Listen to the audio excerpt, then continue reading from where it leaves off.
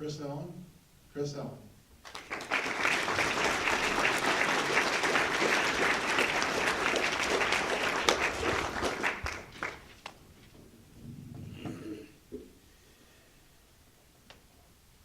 Mr. Toastmaster, fellow Toastmasters, and our honored guests who are very welcome tonight, especially Mackenzie. What did we see? We saw a speech that started with a prop, that started with a gimmick, that started with a basketball.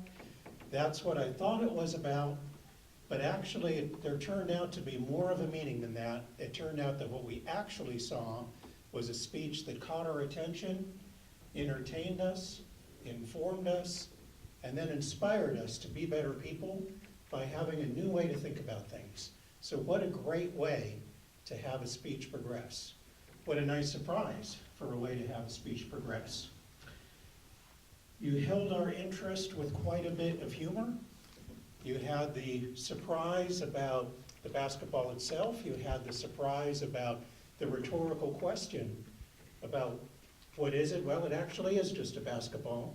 You had the humor about date night and the different points of view about that.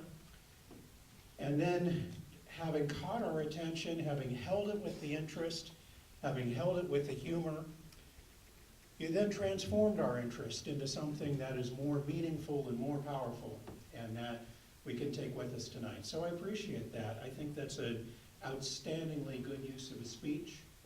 I think it was a great technique. You were very smooth and polished, walking back and forth with the basketball.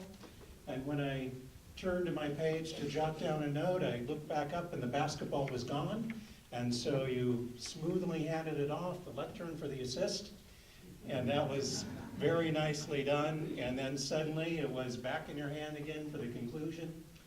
So that was excellent handling of a prompt in a way that could have been distracting, could have been gimmicky, actually turned out to be meaningful, actually turned out to be memorable.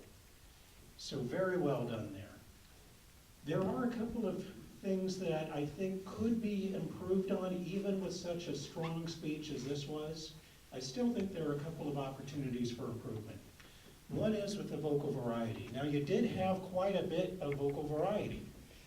You had the different characters, you had the man and the woman, and you had your own point of view, you had the different points that you made, but that variety was almost all in terms of pitch. It wasn't that sometimes you got louder to make a point, it wasn't that sometimes you got softer to make a point. You didn't ever speed up, and you never slowed down either. And so those aspects of vocal variety, I think that those could be included in the speech to make it even more emotionally compelling to connect with us.